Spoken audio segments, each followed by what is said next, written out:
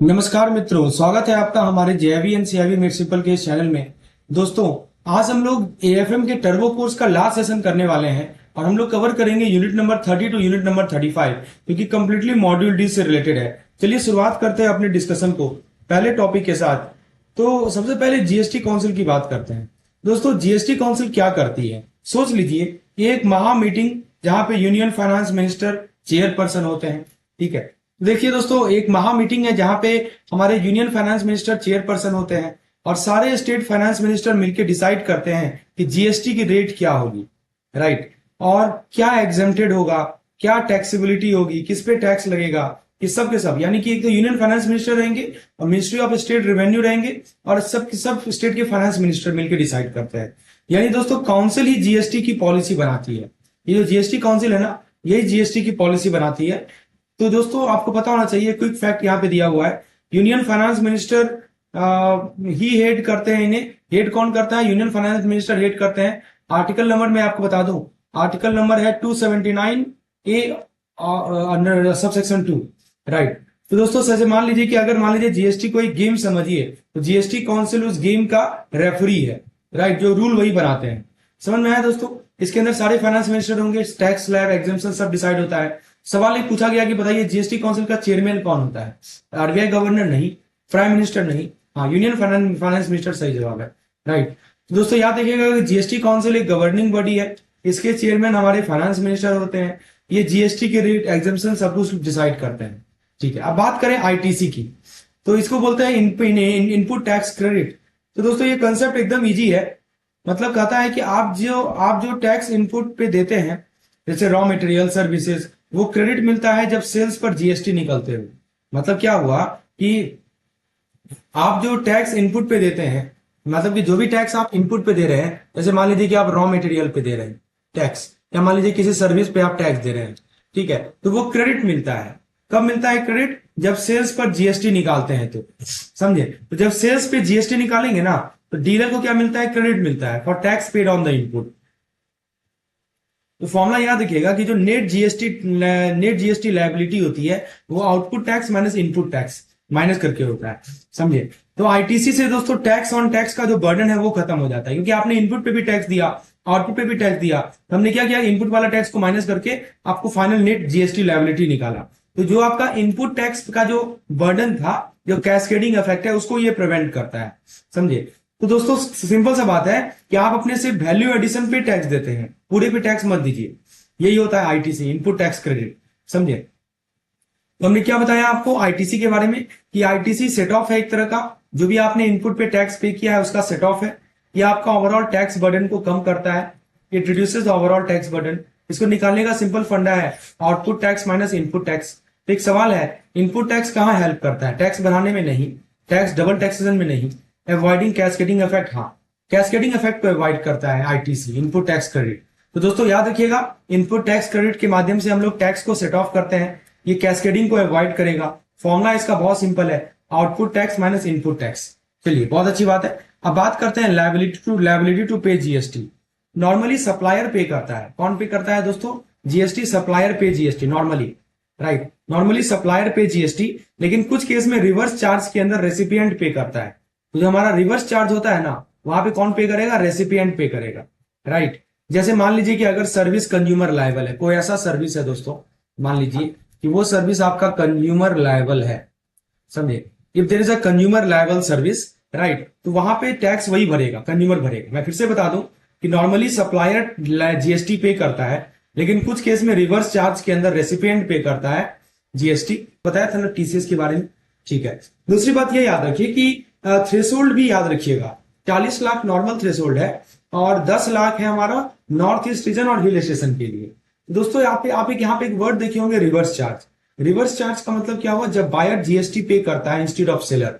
Seller नहीं पे कर रहा है, बायर जीएसटी पे कर रहा है, राइट। तो जैसे एग्जामिनेशन के लिए 2-3 फैक्ट को याद रखिए। सप्लायर प्राइमरी जीएसटी पेयर होता है। रिवर्स चार्ज में जो रेसिपिएंट होता है यानी बायर होता है वो लायबल होता है। और थ्रेशोल्ड याद रखिएगा, 40 लाख नॉर्मल है, 10 लाख है नॉर्थ ईस्ट स्टेट के लिए, ठीक है। तो दोस्तों, तो अगर जीएसटी काउंसिल रूल सेट करती है, आईटीसी टैक्स बर्डन कम करता है, रिवर्स चार्ज पेयर चार्ज करता है, इन तीन प्लेयर से बनता है एक ट्रांसपेरेंट जीएसटी सिस्टम। तो एक सवाल है कि रिवर्स चार्ज मैकेनिज्म में जीएसटी कौन पे करता है? सप्लायर नहीं, रेसिपिएंट हाँ, यानी बायर, बायर ही तो रेसिपिएंट होता है, गवर्नमेंट नहीं, कस्टमर नहीं, समझे। तो दोस्तों याद रखिएगा दोस्तों, नॉर्मल लायबिलिटी जो होती है जीएसटी पे करने की सप्लायर की होती है, रिवर्स चार्ज में रेसिपिएंट पे करता है, थ्रेशोल्ड याद रखिएगा 40 लाख और 10 लाख, ई कॉमर्स में टीसीएस को डिडक्ट किया जाता है। चलिए आगे बात करते हैं हम लोग, अगली कंसेप्ट की ओर बढ़ते हैं। सोच लीजिए कि जीएसटी एक मंथली रिपोर्ट कार्ड है जिसको भरना है रजिस्टर्ड बिजनेस के लिए जरूरी है, ठीक है। तो सवाल है कि who has to fill GST return? Every registered person under GST को जीएसटी फाइल करना ही करना है। नॉर्मल सप्लायर जो होता है हर महीना अपना जीएसटी फाइल करता है, ठीक है। और दोस्तों जैसे कि आपको पता होगा कुछ नाम यहाँ पे दी गई है, जैसे कि यहाँ देखिए कौन कौन सा नाम है, ये जीएसटी R1 है और जीएसटी 3B है, ठीक है। ये नॉर्मल सप्लायर हर महीने अपना रिटर्न फाइल करता है, जीएसटी R1 और जीएसटी R3B, ठीक है। और अगर मान लीजिए टर्नओवर 1.5 करोड़ से कम है, यहां भी एक और पॉइंट को देख लीजिए, अगर टर्नओवर 1.5 करोड़ से कम है तो जीएसटी R1 आपको क्वार्टरली और जीएसटी 3RB मंथली होता है, समझे। अच्छा, उसके बाद दोस्तों बात करें हम लोग कंपोजिशन डीलर की, तो नॉर्मल सप्लायर की बात कर ली हमने, right. If you talk about the composition dealer, तो नॉर्मल सप्लायर के लिए मंथली है, कंपोजिशन डीलर के लिए क्या है, क्वार्टरली है। कंपोजिशन डीलर के लिए प्रोसेस थोड़ा आसान है, वो क्वार्टरली फाइल करते हैं। एक आप वर्ड देखेंगे यहाँ पे लिखा है इन्होंने इनपुट सर्विस डिस्ट्रीब्यूटर, ISD। तो ISD मंथली क्रेडिट रिटर्न देता है और TDS या TCS डिडक्टर भी हर महीने डिडक्टेड टैक्स का रिटर्न भरते हैं। तो जो भी टैक्स ये टैक्स काटे हैं ना, राइट, मतलब जो हमारे TDS और TCS डिडक्टर होते हैं, राइट, वो भी क्या करते हैं, हर महीने डिडक्टेड टैक्स का रिटर्न भरते हैं। जो हमारे नॉन रेसिडेंट टैक्सेबल पर्सन है, राइट, तो उनके लिए क्या नियम है, मतलब जो फॉरेनर जो टेम्पोररी बिजनेस करते हैं वो अपनी एक्टिविटी के ड्यूरेशन के लिए रिटर्न फाइल करते हैं, they file for their activity period, non resident taxable person, right. What about bank? Bank को एक बात याद रखनी है कि वो सर्विस प्रोवाइडर है, लेकिन कंपोजिशन स्कीम अलाउड उनके लिए नहीं, ठीक है। और यदि लेट फाइल करेंगे, अगर किसी ने टाइम पे जीएसटी रिटर्न फाइल नहीं किया, तो इंटरेस्ट जो है 8% पर एनम, जो 18% per annum plus late fee लगता है, समझे। 18% पर एनम का इंटरेस्ट और लेट फी लगेगा, और ये इंटरेस्ट ड्यू डेट के अगले दिन से काउंट होता है। तो याद रखिएगा दोस्तों, नॉर्मल सप्लायर के लिए नॉर्मल मंथली जीएसटी R1 और जीएसटी 3RB है। टर्नओवर यदि 1.5 करोड़ से कम है तो quarterly GST R1, monthly GST R3B। यदि लेट पेमेंट होता है तो 18% इंटरेस्ट पर एनम लगता है। तो नेक्स्ट टाइम जब जीएसटी फाइल करें, फाइल डेटा है, तो याद रखिएगा टाइमली फाइल मतलब no penalty, no tension, right, stay compliant, stay stress free. So सवाल है कि what is the interest rate for delayed GST payment? तो 18% है, समझे। तो जिस दिन से आपका ड्यू डेट हुआ जब तक आपने पेमेंट नहीं किया तब तक आपको ब्याज भरना पड़ेगा 18% ब्याज दर से प्रिंसिपल अमाउंट पे। तो एक सवाल, एक कंसेप्ट हमने क्या देखा कि नॉर्मल सप्लायर को मंथली रिटर्न भरना पड़ता है, कंपोजिशन डीलर को क्वार्टरली रिटर्न भरना पड़ता है, late payment 18% interest carry attract करता है, और बैंक के जो डीलर है, बैंक के डीलर में कोई कंपोजिशन नहीं होता। दोस्तों यदि आपको इस प्रकार के कंटेंट पीडीएफ फॉर्मेट में चाहिए, जिस प्रकार के शॉर्ट नोट्स हैं, अल्ट्रा माइक्रो नोट्स हैं, एग्जामिनेशन पॉइंट ऑफ व्यू से इंपॉर्टेंट है, तो हमारे इस नंबर पे व्हाट्सएप कर सकते हैं, या इस जो वीडियो है, जो हमारा यूट्यूब चैनल है, इसके इस वीडियो के डिस्क्रिप्शन सेक्शन में जाइए, वहां पे मैंने कोर्स का लिंक आपको प्रोवाइड कर दिया है। उसके माध्यम से भी आप इस कोर्स को परचेज कर सकते हैं। बहुत ही नॉमिनल कॉस्ट है, आपको बहुत ही बेनिफिट मिलेगा। पिछले 2-3 सालों से लोगों को हेल्प करता रहा है, कैंडिडेट्स को हेल्प कर रहा है हमारा कैप्सूल कोर्स, निश्चित रूप से आपको भी बेनिफिशियल हेल्प करेगा। दोस्तों सबसे पहले बात करते हैं, पहले बैंक का एक सेंट्रलाइज रजिस्ट्रेशन होता था, अब हर स्टेट में अलग जीएसटी रजिस्ट्रेशन करना पड़ता है। मतलब 28 स्टेट है तो 28 डिफरेंट रजिस्ट्रेशन करना पड़ेगा। इमेजिन कीजिए कितना पेपर वर्क है ना, क्योंकि बैंक को सेपरेट जीएसटी रजिस्ट्रेशन करना पड़ता है प्रत्येक स्टेट में। पहले सेंट्रलाइज रजिस्ट्रेशन हुआ करता था। इससे क्या हो गया है, जैसे मान लीजिए कि स्टेट बैंक है, स्टेट बैंक का महाराष्ट्र में ब्रांच है, कर्नाटका में ब्रांच है, दोनों के लिए सेपरेट जीएसटी नंबर चाहिए, समझे। तो ये तो पहला प्रॉब्लम है। दूसरा प्रॉब्लम है कि कॉम्प्लायंस बर्डन समझिए कि बढ़ गया है, समझे, डबल हो गया है। जीएसटी के बाद बैंक को ज्यादा रिटर्न फाइल करने पड़ते हैं, ज्यादा फॉर्मेट है, ज्यादा फ्रीक्वेंसी है, मतलब मैन पावर और कॉस्ट एक्सपोनेंशियली बढ़ गया है। तीसरा चीज है कि आईटीसी बेनिफिट घट गया है, मतलब ये सबसे बड़ा इश्यू है। अब 50% आईटीसी रिवर्स लगता है इनपुट सर्विस और कैपिटल गुड्स पे भी, मतलब 50% रिवर्स लगता है सर्विस गुड्स पे, कैपिटल गुड्स पे, राइट। मतलब बैंक जो टैक्स देता है इनपुट पे, उसका सिर्फ 50% ही क्रेडिट मिलता है। यही बड़ा दिक्कत है, 50% ही रिवर्सल होता है, यानी इनपुट पे जो बैंक टैक्स दे रहा है उसका 50% ही रिवर्स होता है। मतलब आईटीसी बेनिफिट भी कम हो गया है, समझे। जैसे मान लीजिए पहले 100% क्रेडिट मिलता था, अब 50% मिलने लगा है, तो कॉस्ट ऑफ कैपिटल बढ़ गई ना जी। चौथा प्रॉब्लम है कि हमारा मल्टीपल अथॉरिटी हो गया है ना, तो फिर मल्टीपल कंफ्यूजन है। हर स्टेट का अलग जीएसटी ऑफिसर है, अलग इंटरप्रिटेशन है, सेम लॉ का डिफरेंट मीनिंग है। इससे क्या होता है, डिलेज होते हैं, डिस्प्यूट होते हैं। तो बॉटम लाइन क्या है कि जीएसटी ने बैंक के लिए कॉम्प्लायंस कॉम्प्लेक्स बना दिया है। Multiple registration, reduce ITC benefit, inconsistency ruling से ऑपरेशनल कॉस्ट बैंक की बढ़ गई है। दोस्तों याद रखिएगा कि बैंक स्टेट वाइड रजिस्ट्रेशन करते हैं जीएसटी के अंदर। 50% आईटीसी रिवर्सल जो है इनपुट सर्विस और कैपिटल गुड के लिए अप्लाई होता है। पहले 100% हुआ करता था। और मल्टीपल एडजुकेटिंग अथॉरिटीज का बड़ा दिक्कत है, ठीक है, इनकंसिस्टेंसी रूलिंग। अब दोस्तों एक सवाल है, जीएसटी के अंदर बैंक रजिस्ट्रेशन कैसे करें? Zone wise, central wise, state wise, branch wise? सही जवाब है इसका स्टेट वाइज, ठीक है। तो हमने क्या बताया आपको, देखिए रजिस्ट्रेशन स्टेट वाइज होता है, आईटीसी 50% रिवर्सल है, एडजुकेशन मल्टीपल अथॉरिटी है, सभी स्टेट का अपना अपना एडजुकेटिंग ऑफिसर है, और कॉम्प्लायंस बहुत बढ़ गया है, हाई बर्डन हो गया है कॉम्प्लायंस। चलिए आगे बात करें हम लोग। तो दोस्तों बैंक जीएसटी के चैलेंज फेस कर रहे हैं, लेकिन इन सभी चीजों इशू को हेल्प करने में बेटर कॉम्प्लायंस स्ट्रेटजी बन सकता है। अब दोस्तों बात करते हैं, सोच के देखिए, एक अकाउंटेंट शेयर होल्डर के लिए रिपोर्ट बनाता है, दूसरा मैनेजमेंट के लिए कंट्रोल प्लान बनाता है। यही तो होता है फाइनेंशियल अकाउंटिंग और कॉस्ट अकाउंटिंग के बीच का अंतर, जो कि हम अभी डिस्कस करने वाले हैं। मैं फिर से बता दूं आपको कि एक जो अकाउंटेंट है वो शेयर होल्डर के लिए रिपोर्ट बना रहा है, दूसरा जो अकाउंटेंट है वो मैनेजमेंट के लिए कंट्रोल प्लान बना रहा है। यही तो है difference between the financial accounting and cost accounting.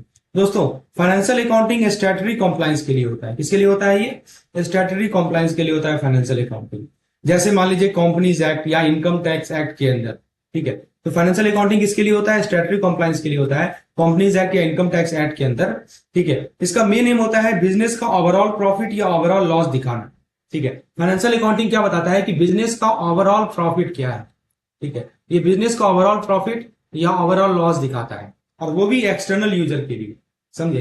किसके लिए? एक्सटर्नल यूजर के लिए। अब एक्सटर्नल यूजर कौन हो सकते हैं? इन्वेस्टर हो सकते हैं, शेयर होल्डर हो सकते हैं, या रेगुलेटर हो सकते हैं। तो हमने बात की अभी फाइनेंशियल अकाउंटिंग की, स्टैट्यूटरी कॉम्प्लायंस के लिए होता है। पहली बात याद रखिएगा, स्टैट्यूटरी कॉम्प्लायंस ये होता है हमारा फाइनेंशियल अकाउंटिंग स्टैट्यूटरी कॉम्प्लायंस के लिए होता है। जैसे कंपनीज एक्ट या इनकम टैक्स एक्ट के अंदर मेन एम है कि बिजनेस का ओवरऑल प्रॉफिट या लॉस दिखाया जाए, और वो भी एक्सटर्नल यूजर के लिए। देखिए यहां लिखा गया है, ठीक है, एक्सटर्नल यूजर के लिए है। बिजनेस का ओवरऑल प्रॉफिट कितना है, ओवरऑल लॉस क्या है, वो हमें फाइनेंशियल अकाउंटिंग बताता है। जैसे एक्सटर्नल यूजर में कौन कौन आ सकते हैं? इन्वेस्टर आ सकते हैं, निवेशक, शेयर होल्डर और रेगुलेटर। लेकिन यदि हम बात करें कॉस्ट अकाउंटिंग की, तो कॉस्ट अकाउंटिंग किसके लिए होता है दोस्तों? कॉस्ट अकाउंटिंग सिर्फ रिकॉर्ड कीपिंग नहीं है, एक मैनेजमेंट टूल है, समझे? तो एक मैनेजमेंट टूल है। कॉस्ट अकाउंटिंग बताता है कि एक प्रोडक्ट या यूनिट बनाने की असली कॉस्ट क्या है, कौन से एरिया में कॉस्ट कंट्रोल कर सकते हैं, एफिशिएंसी कैसे इंप्रूव करनी है, ठीक है। ये सब के सब हमें कॉस्ट अकाउंटिंग से पता चलती है। तो डिफरेंस याद रखने का शॉर्टकट में बता दूं, फाइनेंस अकाउंटिंग दोस्तों एक्सटर्नल रिपोर्टिंग है, यानी आउटसाइड वर्ल्ड के लिए होता है, जैसे शेयर होल्डर हो गए, इन्वेस्टर हो गए, ठीक है। और जो हमारा कॉस्ट अकाउंट होता है वो इंटरनल रिपोर्टिंग। इंटरनल रिपोर्टिंग का मतलब अंदर के लिए, जैसे मैनेजमेंट डिसीजन हो गया, प्लानिंग हो गया, समझे? और हाँ, एक ट्विस्ट और है, finance accounting real figure use करता है, ठीक है ना। Finance accounting real figure use करेगा, लेकिन कॉस्ट अकाउंटिंग एस्टिमेट और बजट को यूज करता है, बजट पे भी काम करता है। तो दोस्तों एग्जाम में यदि अगर पूछा जाए कौन कॉस्ट को कंट्रोल करेगा और एफिशिएंसी इंप्रूव करेगा, तो याद रखिएगा आंसर हमेशा कॉस्ट अकाउंटिंग होगा, समझे? तो दोस्तों ये सब डिफरेंस को समझ में आ गया आपको। Financial accounting statutory compliance, cost accounting internal management tool. Financial accounting जो है केवल ओवरऑल प्रॉफिट या लॉस पे फोकस करता है, जबकि cost accounting product per unit cost, control, efficiency पे फोकस करता है। फाइनेंशियल अकाउंटिंग एक्सटर्नल रिपोर्टिंग है, और ये कॉस्ट अकाउंटिंग इंटरनल रिपोर्टिंग है। फाइनेंशियल अकाउंटिंग एक्चुअल फिगर बताता है, कॉस्ट अकाउंटिंग आपको एस्टिमेट यूज करता है, जैसे बजट, ठीक है। तो ये सब चीज को याद रखेंगे। कॉस्ट जैसे फाइनेंस अकाउंटिंग में स्ट्रेटजी है, एक्सटर्नल यूजर के लिए, कॉस्ट अकाउंटिंग इंटरनल के लिए है, मैनेजमेंट फोकस होता है। एक सवाल है, कौन सा अकाउंटिंग है जो कि इंटरनल कॉस्ट और कंट्रोल और एफिशिएंसी पे फोकस करता है? तो इसका सही जवाब है कॉस्ट अकाउंटिंग, समझे? चलिए, तो हमने क्या क्या सीखा यहाँ से? फाइनेंशियल अकाउंटिंग स्ट्रेटजी और एक्सटर्नल है, कॉस्ट अकाउंटिंग इंटरनल और कंट्रोल पे फोकस करता है। एक तरफ प्रॉफिट है, एक तरफ कॉस्ट एफिशिएंसी है। डेटा टाइप, एक तरफ फाइनेंशियल अकाउंटिंग में हमारा एक्चुअल डेटा होता है, और कॉस्ट अकाउंटिंग में जो डेटा होता है वो एस्टिमेटेड होता है। ये सब डिफरेंस को याद रखना है। चलिए अगले कंसेप्ट की ओर बढ़े। तो फ्रेंड्स देखिए, अब हम डिस्कस करेंगे, सोच लीजिए कि एक बिजनेस चलाना मूवी डायरेक्शन जैसा है। मैनेजमेंट को हर सीन का डेटा चाहिए होता है। मतलब हर सीन का डेटा मतलब क्या हो गया? कितना खर्चा लग रहा है, कितना रेवेन्यू जनरेट हो रहा है, क्या परफॉर्मेंस है, मतलब हर सीन का डेटा चाहिए, समझिए। और यही सब डेटा कौन है? मैनेजमेंट अकाउंटिंग देता है। मैनेजमेंट अकाउंटिंग ये सब डेटा प्रोवाइड करता है। कौन कौन सा डेटा? खर्चा कितना लगा, रेवेन्यू कितना हुआ, परफॉर्मेंस कैसा हुआ, ठीक है। मतलब यह हुआ कि यह ब्रांच मैनेजमेंट को प्लानिंग, कंट्रोल, डिसीजन मेकिंग में मदद करती है। देखिए यहाँ पे लिखा भी इन्होंने, it measures, record and analyse. हाँ, तो ये ब्रांच को प्लानिंग, कंट्रोल और डिसीजन मेकिंग में मदद करती है। देखिए दोस्तों, अकाउंटिंग के डेटा को यूज करके प्लस स्टैटिस्टिकल टूल के साथ यह बताती है कि बिजनेस कितना एफिशिएंटली चल रहा है। समझे? तो मैनेजमेंट अकाउंटिंग की यहाँ पे बात हो रही है।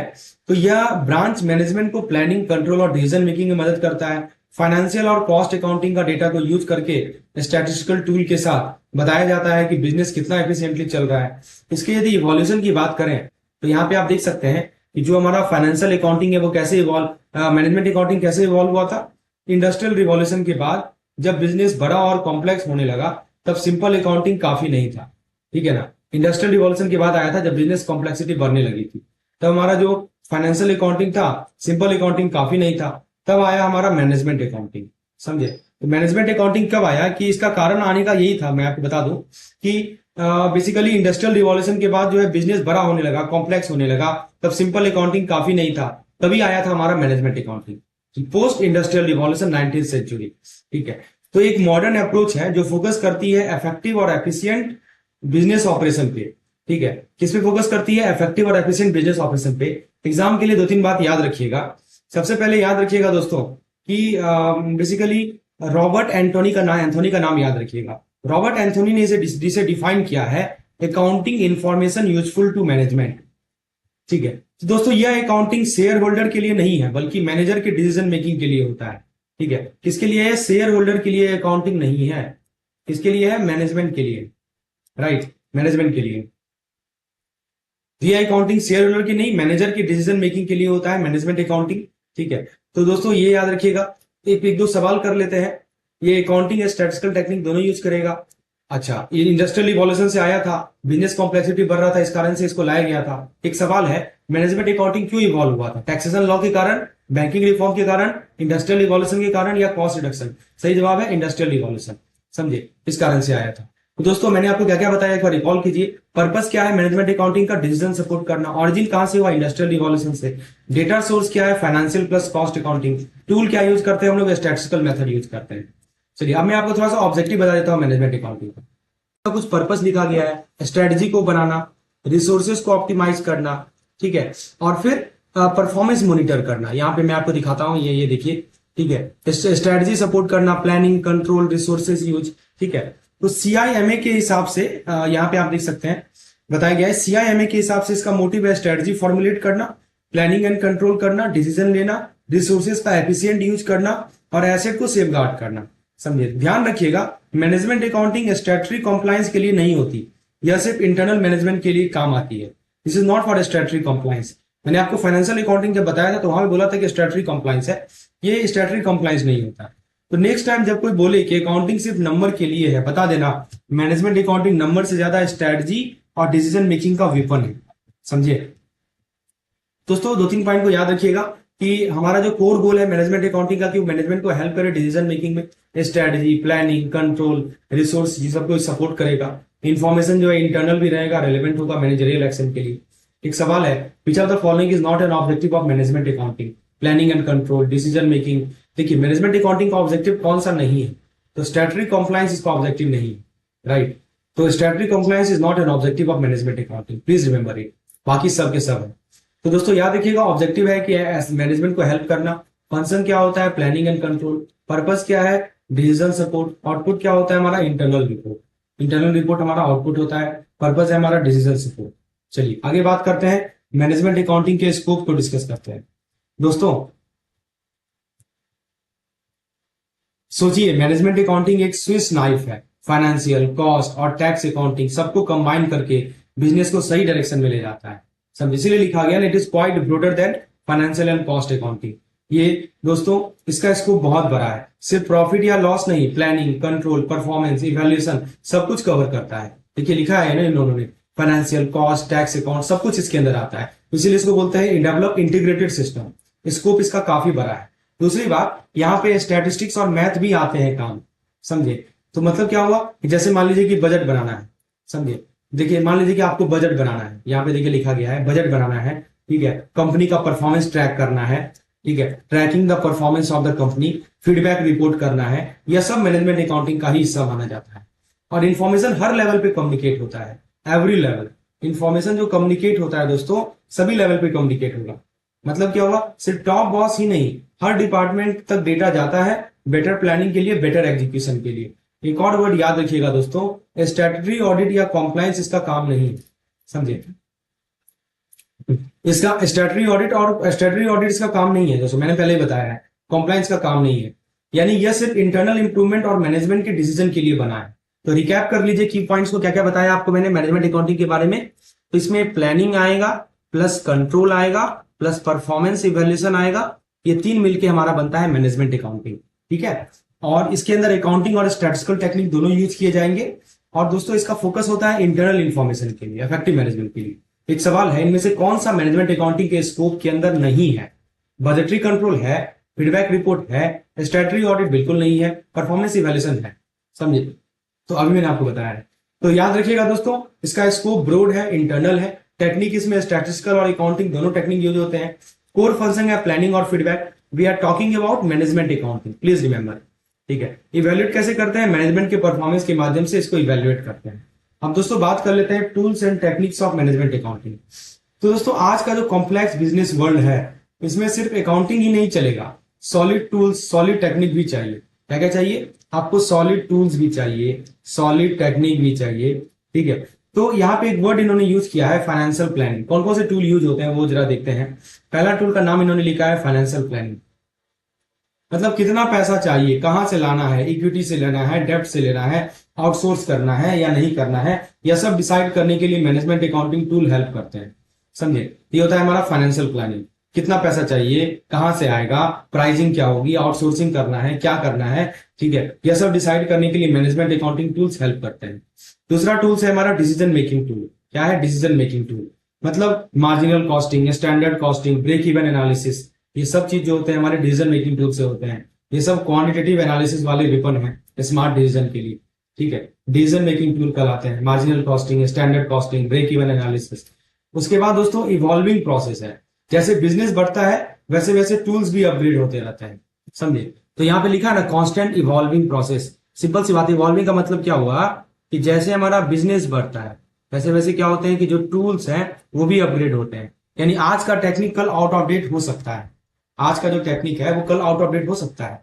अच्छा, तो दोस्तों फाइनेंशियल प्लानिंग से लेकर ब्रेक इवन एनालिसिस तक अगर बिजनेस को लीड करना है तो मैनेजमेंट अकाउंटिंग टूल मस्ट है, समझे। तो बस याद रखिएगा मैनेजमेंट अकाउंटिंग सिर्फ नंबर नहीं, एक गेम चेंजर टूल किट है प्लानिंग के लिए, डिसीजन के लिए और सक्सेस के लिए। देखिए यहाँ पे बताया गया है ना, फाइनेंशियल प्लानिंग क्या होता है? शॉर्ट टर्म डिसाइड करना, लॉन्ग टर्म फाइनेंशियल नीड को डिसाइड करना। कौन कौन से टूल यूज होते हैं? Marginal costing, break even analysis, इन सब का यूज किया जाता है डिसीजन करने के लिए। और बिजनेस जैसे जैसे कॉम्प्लेक्स होगा इसका टूल और ज्यादा इवॉल्व होता है। मैंने यहाँ पे कुछ टूल्स का भी नाम यूज किया था, financial planning tool, decision making tool, ठीक है। ये सब किस टूल्स का नाम दे रखे हैं इसको। चलिए एक सवाल कर लेते हैं, इनमें से कौन सा डिसीजन मेकिंग टूल होता है? देखिए आपको क्लियर होना चाहिए कि फाइनेंशियल मेकिंग टूल में हमारा pricing, outsourcing, mix of equity, डेब्ट, ये सब आते हैं। और डिसीजन मेकिंग में marginal costing, break even analysis, standard costing आते हैं। ये पूछा है कि कौन सा टूल है? लेजर पोस्टिंग नहीं, ये तो अकाउंटिंग से रिलेटेड है, वॉचर एंट्री भी नहीं है। ब्रेक इवन एनालिसिस, हाँ ये एक टूल है जो कि हम लोग डिसीजन मेकिंग के लिए यूज करते हैं मैनेजमेंट अकाउंटिंग में। तो दोस्तों देखिए उस टूल्स का नाम मैं आपको बता दूं, फाइनेंशियल प्लानिंग के लिए टूल होगा मैंने marginal costing, break even analysis, और नेचर क्या होता है? इवॉल्विंग नेचर है, एनालिटिकल नेचर है। तो दोस्तों अब मैनेजमेंट अकाउंटिंग आप समझ गए हैं ना, तो एग्जाम हो या लाइफ हो, प्लानिंग, परफॉर्मेंस इवेल्युएट करने का पावर आपके हाथ में है। अब बात कर लेते हैं हम लोग कॉन्ट्रैक्ट कॉस्टिंग की। सोच लीजिए आप एक बिल्डर हैं जो एक साल से ज्यादा चलने वाले प्रोजेक्ट बना रहे हैं, जैसे कोई ब्रिज है, मॉल है या शिप यार्ड है, उसमें लगती है कॉन्ट्रैक्ट कॉस्टिंग। आप एक बिल्डर हैं और एक साल से ज्यादा चलने वाला प्रोजेक्ट बना रहे हैं, वहां पे क्या लगता है दोस्तों? कॉन्ट्रैक्ट कॉस्टिंग लगता है, समझिए। यह एक special type of job costing है जो जो बड़े और लॉन्ग टर्म प्रोजेक्ट के लिए होती है, राइट। जो बड़े और लॉन्ग टर्म प्रोजेक्ट होते हैं उनके लिए ये कॉस्टिंग लगती है, इसको कॉन्ट्रैक्ट कॉस्टिंग बोलते हैं, समझे। तो दोस्तों इसका कोर आइडिया क्या है कि हर कॉन्ट्रैक्ट को एक सेपरेट अकाउंट माना जाता है, ठीक है। यहाँ पे देखिए लिखा है इन्होंने, ईच कॉन्ट्रैक्ट सेपरेट कॉस्ट करें। हर कॉन्ट्रैक्ट को हर कॉन्ट्रैक्ट को एक सेपरेट अकाउंट माना जाता है। मतलब एक प्रोजेक्ट मतलब एक कॉस्ट यूनिट, समझे बात को। इसमें मेनली डायरेक्ट कॉस्ट ट्रैक किए जाते हैं। कौन से कॉस्ट ट्रैक किए जाते हैं दोस्तों? इसमें मेनली याद रखिएगा, इसमें मेनली डायरेक्ट कॉस्ट ट्रैक किए जाते हैं। ठीक है, जैसे डायरेक्ट कॉस्ट में क्या आ सकता है आपका? मशीनरी आ सकता है, समझे। उसके बाद लेबर आ सकता है, या आपका मटेरियल आ सकता है। ये सब के सब डायरेक्ट कॉस्ट ट्रैक किए जाते हैं। इसका खर्चा कितना होगा? मैं फिर से बता दूं, कॉन्ट्रैक्ट कॉस्टिंग का कोर आइडिया है कि हर कॉन्ट्रैक्ट को एक सेपरेट अकाउंट माना जाता है। यानी कि सेपरेट में एक प्रोजेक्ट जो है एक कॉस्ट यूनिट माना जाता है। इसमें डायरेक्ट कॉस्ट ट्रैक किए जाते हैं कि मटेरियल कितना है, लेबर कितना है, फिर मशीनरी का खर्चा कितना होगा। कहाँ यूज करते हैं इसको? देखिए, हमारे जो कंस्ट्रक्शन कंपनीज हैं, शिप बिल्डिंग कंपनीज है, इंफ्रास्ट्रक्चर प्रोजेक्ट है, इंजीनियरिंग प्रोजेक्ट है, ठीक है, जहां पे काम लंबे टाइम तक चलता है और प्रॉफिट तभी मेजर होता है जब काम कंप्लीट होता है, वहां पे दोस्तों हम लोग कॉन्ट्रैक्ट कॉस्टिंग का यूज करते हैं। अब इस पे फोकस होता है वर्क इन प्रोग्रेस पे, इसको WIP बोलते हैं, राइट। तो देखिए, क्योंकि प्रोजेक्ट चलते रहते हैं ना, तो अकाउंटेंट को हर स्टेज पर वर्क इन प्रोग्रेस रिकॉर्ड करना होता है ताकि प्रॉपर कॉस्ट कंट्रोल करे। WIP को रिकॉर्ड करेगा तभी तो आपका प्रॉपर कॉस्ट कंट्रोल होगा, समझे। क्योंकि प्रोजेक्ट हमारा लंबा चलता है ना, तो हर एक स्टेज पे अकाउंटेंट को WIP रिकॉर्ड करना होता है प्रॉपर कॉस्ट कंट्रोल के लिए।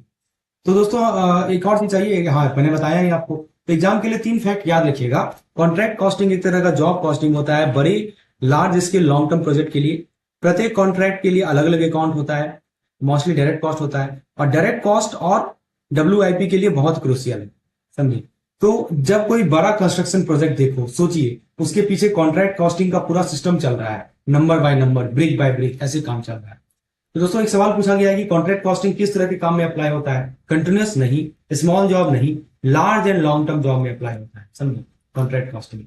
तो एक बार कीवर्ड को रिकैप कर लीजिए। कॉन्ट्रैक्ट कॉस्टिंग होता है लॉन्ग टर्म जॉब के लिए। कॉस्ट यूनिट, प्रत्येक कॉस्ट यूनिट को सेपरेट कॉन्ट्रैक्ट माना जाता है। इसमें की फोकस होता है डायरेक्ट कॉस्ट पे और वर्क इन प्रोग्रेस पे। इंडस्ट्री में कहाँ कहाँ यूज होता है ये? जैसे कंस्ट्रक्शन इंडस्ट्री है, इंजीनियरिंग इंडस्ट्री है, वहां पे इसका यूज होगा, समझिए। चलिए दोस्तों, मजा आ रहा है ना चीजों को समझने में? बिल्कुल लाइक कीजिएगा वीडियो को, और भी हमने इसका पार्ट बना रखा है, उसको जरूर देखिएगा। चलिए बात करते हैं हम लोग प्रोजेक्ट पेमेंट और रिटेंशन मनी के बारे में। दोस्तों सोच लीजिए कि आप एक कॉन्ट्रैक्टर है और आपको एक बड़ा प्रोजेक्ट मिला है, ब्रिज, बिल्डिंग या फ्लाईओवर का। यह प्रोजेक्ट 1 साल से ज्यादा चलेगा। तो पैसा एक साथ मिलता है क्या? नहीं मिलता है।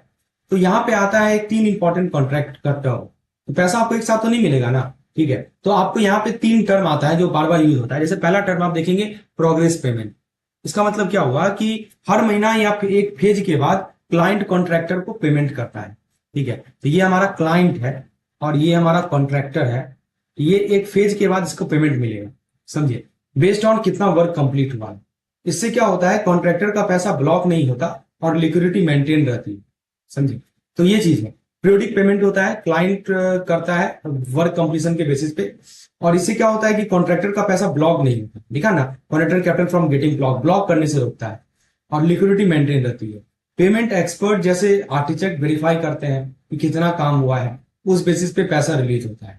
कौन कौन वेरीफाई करेंगे, कौन सर्टिफाई करेंगे? आर्ट एक्सपर्ट सर्टिफाई करेंगे परसेंटेज ऑफ कंप्लीशन के बेसिस पर, कि हाँ इतना परसेंटेज कंप्लीट हो गया है, चलो इतना पैसा दे दो, ठीक है। चलिए, तो ये सबसे बड़ा फायदा है। और कॉन्ट्रैक्टर का कैपिटल भी ब्लॉक नहीं होता है। दूसरा होता है हमारा रिटेंशन मनी। क्लाइंट थोड़ा पैसा रोक लेता है जब तक पूरा वर्क इंस्पेक्ट और सेटिस्फाई ना हो जाए, तब तक क्लाइंट कुछ पैसा रोक लेता है। यह एक तरह का क्वालिटी एश्योरेंस होता है, समझे। क्या होता है? क्वालिटी एश्योरेंस होता है कि क्लाइंट पैसा रिलीज कर देता है। यदि मान लीजिए अगर काम परफेक्ट है तो क्लाइंट पैसा रिलीज कर देगा, और अगर डिले हुआ है तो पेनल्टी क्लॉज लगाता है, समझे। अगर डिले हुआ है तो पेनल्टी क्लॉज लगेगा, काम टाइम पे खत्म होना जरूरी है। फिर आता है हमारा एस्केलेशन क्लॉज। चलिए एस्केलेशन क्लॉज को हम आगे बात करते हैं, शायद यहाँ पे, चलिए इसको हम आगे बात करते हैं। तो अभी हमने 2 क्लॉज की बात की, तो एग्जाम के लिए याद रखिएगा। प्रोग्रेस पेमेंट से क्या होता है कि कॉन्ट्रैक्टर को लिक्विडिटी बनी रहती है। रिटेंशन मनी से क्वालिटी कंप्लीशन होता है और एक तरह का परफॉर्मेंस सिक्योरिटी की तरह काम करता है। और पेनल्टी क्लॉज जो है क्लाइंट को प्रोटेक्ट करता है अगेंस्ट डिलेड कंप्लीशन। मान लीजिए कि लेट हो रहा है कंप्लीट होने में, तो पेनल्टी क्लॉज लगेगा। तो सवाल है कि रिटेंशन मनी का क्या काम है? कॉन्ट्रैक्टर के प्रॉफिट को बढ़ाना नहीं, मटेरियल कॉस्ट को कवर करना नहीं, हाँ क्वालिटी वर्क इंश्योर करना। इसीलिए कुछ पैसा रोक लेता है, जब तक क्वालिटी एश्योरेंस ना मिल जाता तब तक उसको रिलीज नहीं किया जाता, समझिए। ये होता है हमारा रिटेंशन मनी का मेन काम। तो दोस्तों याद रखिएगा, प्रोग्रेस पेमेंट पीरियोडिक बिलिंग होता है, रिटेंशन मनी क्वालिटी एश्योरेंस के लिए होता है, और पेनल्टी क्लॉज लगता है डिले डेटरेंट के लिए। ये 3 वर्ड याद रखिए। अब जो अगला तरह का क्लॉज है वो है एस्केलेशन क्लॉज। यह क्लॉज कॉन्ट्रैक्टर को इन्फ्लेशन के इफेक्ट से बचाता है। यहाँ पे देखिए साफ साफ लिखा है कि जो हमारा इन्फ्लेशन है, महंगाई है, इसका जो इफेक्ट है उसके शील्ड की तरह काम करता है, यानी प्रोटेक्ट करता है, समझे। तो किसको प्रोटेक्ट करता है? कॉन्ट्रैक्टर को प्रोटेक्ट करता है। किस चीज से? इन्फ्लेशन के इफेक्ट से।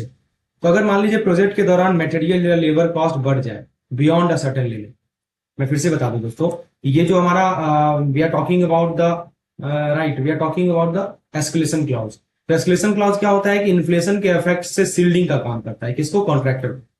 तो समझिए ऐसा, अगर प्रोजेक्ट के दौरान मान लीजिए मटेरियल या लेबर कॉस्ट बढ़ जाए बियॉन्ड द सर्टेन लिमिट, समझे, लिखा है ना, if the cost exceed a preset limit, material का कॉस्ट, लेबर का कॉस्ट एक लिमिट से बढ़ जाए, ठीक है, तो कॉन्ट्रैक्ट प्राइस एडजस्ट हो सकता है।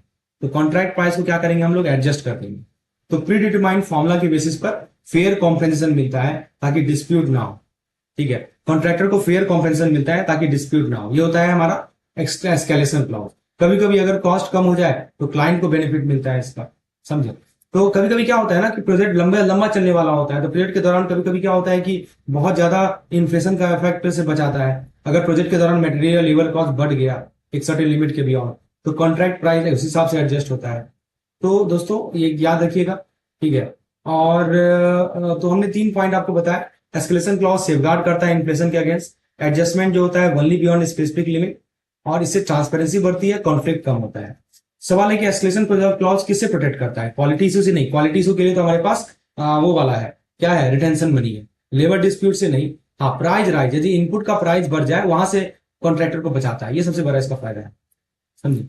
सी नंबर पर है। तो याद रखिएगा, एस्केलेशन क्लॉज आपका इन्फ्लेशन प्रॉब्लम को सॉल्व करता है, इन्फ्लेशन से बचाता है। एडजस्टमेंट मेथड के लिए हम लोग फॉर्मूला का यूज करते हैं, और ये सेफगार्ड करता है कॉन्ट्रैक्टर। तो दोस्तों अभी हमने 3 चीजें बताई आपको। प्रोजेक्ट प्रोग्रेस पेमेंट, जिसमें आपको रेगुलर कैश फ्लो मिलता है कॉन्ट्रैक्टर को, याद है ना, पहले बताया था आपको। प्रोजेक्ट जैसे जैसे कंप्लीट होते जाएगा वैसे वैसे पेमेंट मिलते जाएगा।